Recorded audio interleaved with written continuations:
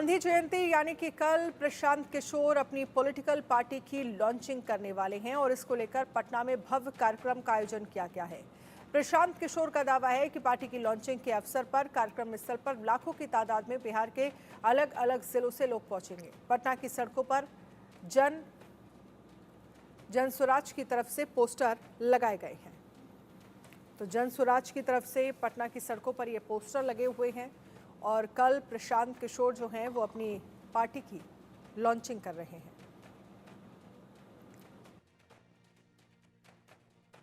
2 अक्टूबर को जन स्वराज के संस्थापक प्रशांत किशोर अपनी राजनीतिक दल की घोषणा करेंगे।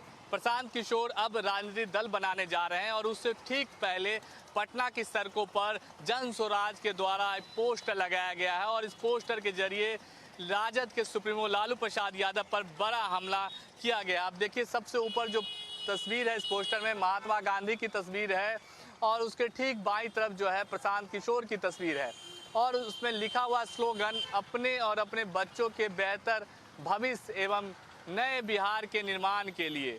और ठीक उसके नीचे जो है बड़े मोटे अक्षरों में लिखा हुआ है, जो बहू का नहीं हुआ वो बिहार का क्या होगा, बिहार तो अब जन स्वराज का होगा।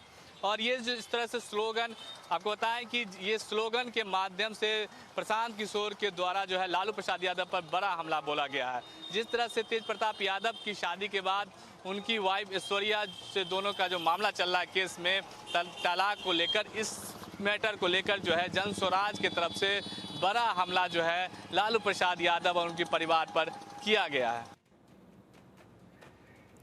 अब बात करेंगे कुछ और खबरों की, लेकिन जिस तरह से देखा जाए तो कल का दिन जो है वो प्रशांत किशोर के लिए बेहद अहम माना जा रहा है। लेकिन इधर जेडीयू प्रवक्ता ने दावा किया है कि प्रशांत किशोर की भी कलई बहुत जल्द खुलेगी।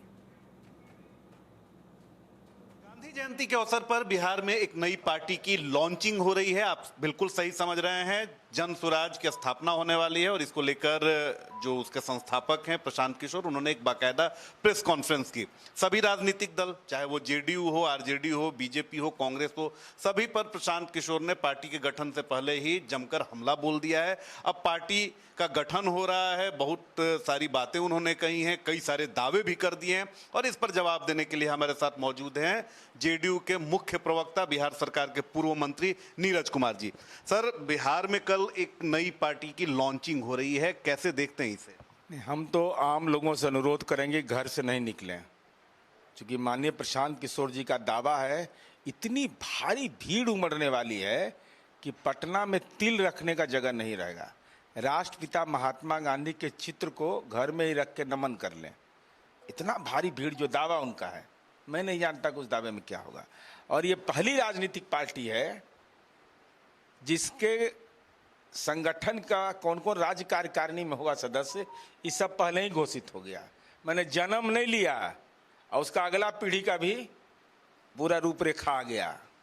ये माया जाल है, ये राजनीति का माया जाल इसी को कहते हैं। लेकिन उन्होंने कहा कि हमने प्रदेश अध्यक्ष भी चुन लिया है, उसकी विधिवत वो औपचारिक उसकी घोषणा करेंगे और उन्होंने दावा किया कि बिहार में जितनी भी पॉलिटिकल पार्टी हैं, चाहे आपकी पार्टी हो, आरजेडी हो, बीजेपी हो या फिर कांग्रेस हो, सभी के प्रदेश अध्यक्ष से ज़्यादा सक्षम, कारगर, गुणवान और सबसे ज़्यादा एजुकेटेड। देश में व्यावसायिक रूप से सक्षम नहीं थे तो हार गए। बंगाल में तो, पंजाब में हार गए तो इसका क्या मतलब हुआ?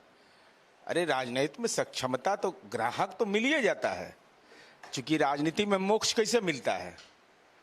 आप कार्यपालिका में चीफ सेक्रेटरी हो जाइए, डीजीपी हो जाइए, लेकिन जब तक आप एमएलसी और राज्यसभा में नहीं जाइएगा तब तक आपको पूर्ण रूप से रणनीति में कुशल लोग नहीं मानते हैं।